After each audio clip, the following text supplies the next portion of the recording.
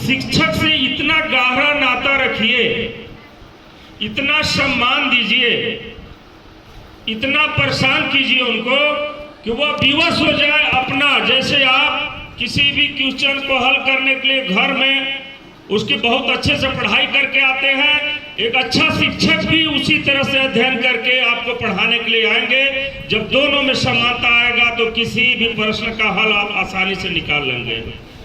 शिक्षा हमेशा मैत्री भाव में होना चाहिए, वो चाहे शिक्षक के साथ हो या आपस में आप सहपाठियों के साथ हो।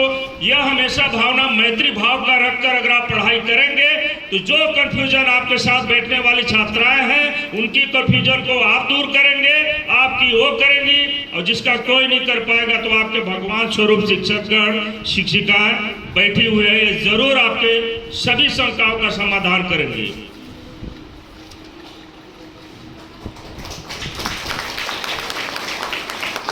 विद्यार्थीगण, शिक्षा एक इतना बड़ा संग्रह है। शिक्षा एक ऐसा चीज है, जितना बांटेंगे आप, जितना बांटेंगे वो कभी घटता नहीं है, बांटने से हमेशा शिक्षा बढ़ता है। तो हमेशा यह प्रयास कीजिए कि आपस में मिलजुल कर पढ़ें और एक दूसरे कंफ्यूजन को दूर करें। कभी यह भावना द्वेष की न लाए कि शायद यह हमसे टॉप ले आएगी, नहीं। आप जितना सामने वालों को बताएंगे आपकी गुणवत्ता उतनी ज्यादा बढ़ती जाएगी और निश्चित ही आने वाले भविष्य में आप बहुत ही अच्छा शिक्षा के माध्यम से ऊपर जा सकते हैं। और सम्मान अगर जिंदगी में कोई दिला सकता है आपके माँ बाप को, आपके गुरुजन को, हमारे जिला को और हमारे जैसे गणमान्य लोगों को, तो आप ही दिला सकते हैं। शिक्षा जीवन में आपका सार है। शिक्षा को कभी पैसे से खरीदा नहीं जा सकता है, न तो बेचा जा सकता है। शिक्षा की गुणवत्ता हर एक विद्यार्थी के अंदर होती है, कुछ न कुछ प्रतिभा। हम बता दे रहे हैं आपको। किसी को लगता है कि ठीक है, इन्होंने 12वीं में टॉप लाया, उन्होंने 10वीं में 10th में टॉप लाया, ऐसा नहीं है। सबके अंदर कुछ न कुछ प्रतिभा है, लेकिन उनको खुद को समझना होगा। कोई सिलाई के क्षेत्र में होते हैं, कोई कारीगरी के क्षेत्र में होते हैं, किसी को विज्ञान में बहुत ज्यादा रुचि होता है, नए नए आविष्कार करने का रुचि होता है। सबके अंदर कुछ न कुछ होता है, लेकिन खुद उनको अपने आप में निखारने की जरूरत है। और आपके मार्गदर्शक आपके शिक्षक शिक्षिकाएं बनते हैं। इनको अपने से दूर कभी मत रखिए। और जीवन की सबसे बड़ी पूंजी विद्यार्थियों के लिए या आम आदमी सभी के लिए होती है शिक्षा के साथ आप सभी को संस्कार जरूरी है। समय, संस्कार, सहयोग, समर्पण, यह सभी भाव आपके जीवन को उच्च ले जाने में हमेशा सहयोगकारी रहेगा।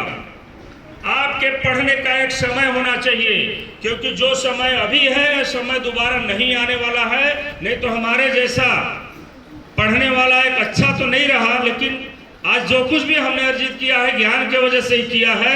थोड़ी और मेहनत किया होता तो आज फार्मासिस्ट बन के मेडिकल नहीं एक डॉक्टर बना होता।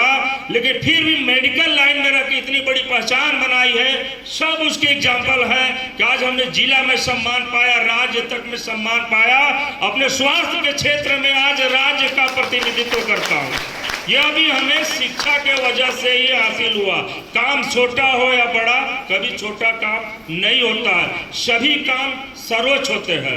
इसलिए आप सभी से एक ही आग्रह है कि शिक्षा ही जब सम्मान दिला रहा है, शिक्षा ही आपका देश का भविष्य भी तय कर रहा है, आपके माता पिता को सम्मानित कर रहा है, तो क्यों नहीं इसको आज से आप लोग प्रण करें। और इस अलौकिक पल को जो आपके पास 3-4 साल 12वीं तक देखिए महत्वपूर्ण शिक्षा होता है।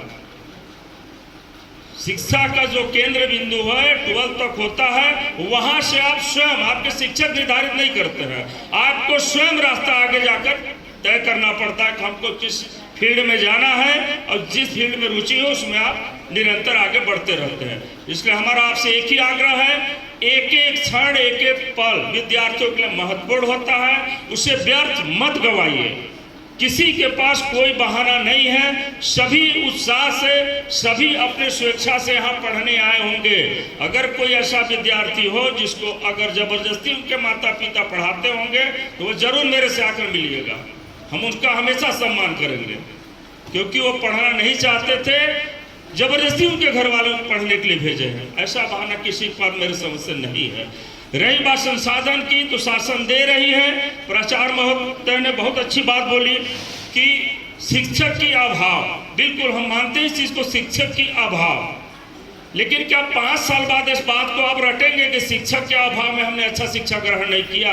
अभाव में जिस चीज़ को अर्जित किया जाता है उसकी महत्ता अपने आप में बहुत ही अच्छी होती है। क्योंकि हम लोग तो उस समय पढ़ते थे जब लाइट भी कम रहता था, और भूकंप 1-2 बार आया तो भोर में पढ़ते पढ़ते डिग्री भी गिर जाता था, टूट गया। कहाँ हुआ पता चला भूकंप आ गया। हमने भी पढ़ा है, सर लोग भी ने पढ़ा होगा।